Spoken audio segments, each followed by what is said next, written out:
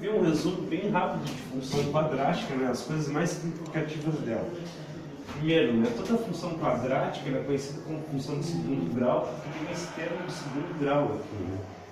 Então eu já tenho uma condição de existência da função quadrática, que esse A tem que ser diferente de zero. Né? Quando ele for zero, é a função afim de primeiro grau. Quando a gente olha para a função quadrática, né, duas coisas eu já vejo de cara. Né? Como é que vai ser a curva que representa o gráfico da função e em qual valor ela vai cortar o eixo do y. Bom, a curva lá que representa o gráfico da função quadrática é uma parábola, ou ela tem a concavidade voltada para cima ou ela tem a concavidade voltada para baixo.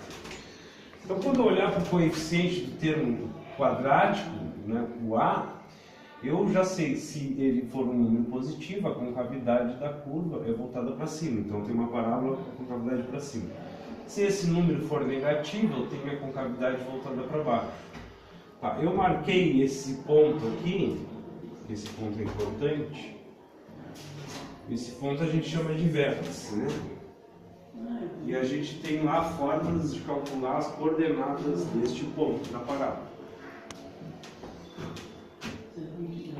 Para fazer o esboço do gráfico, a gente precisa basicamente de três coisas, né? Saber a concavidade da parábola, se é para cima ou se é para baixo, e saber a interseção com o eixo do x, que é a segunda coisa, que é o zero da função, e a terceira coisa, a interseção com o eixo do y.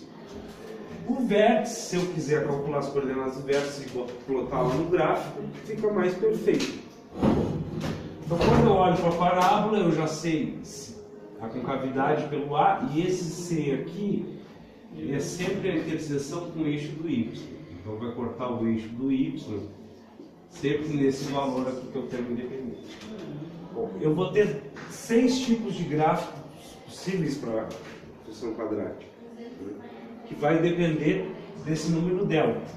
Então, na primeira situação, eu tenho delta maior do que zero, delta positivo. Então, a curva que representa o gráfico da função vai cortar o eixo do x duas vezes. O eixo do y vai cortar sempre no B.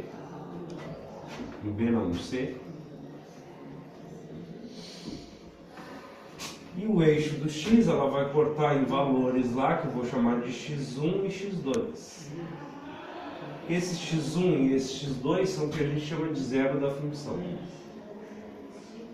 Que geometricamente representa a interseção que a curva, que a parábola faz com o eixo do x. Professor, agora você definiu que o delta é maior que zero?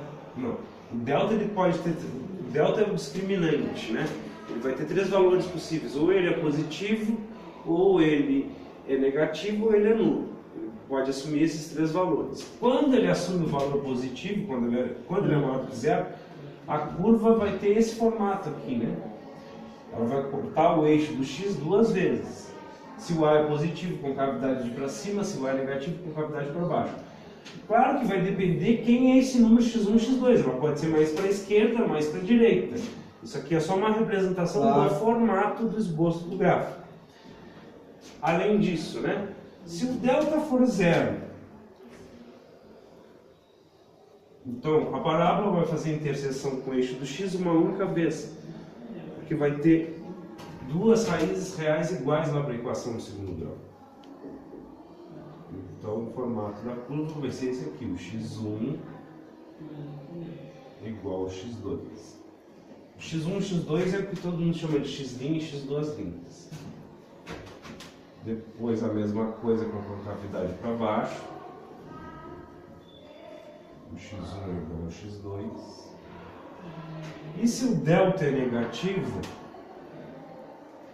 a equação do segundo grau não tem solução. A equação do segundo grau não vai ter solução, mas a curva que representa o gráfico da função ela existe. Mas o que esse delta diz? Diz que ela não vai fazer interseção com o eixo do y, ou ela vai estar com a concavidade para cima ou com a concavidade para baixo. Em todas as situações aí sempre vai cortar o eixo do y, o eixo vertical, nesse valor C. Eu não vou botar para não ficar muito poluído esses gráficos.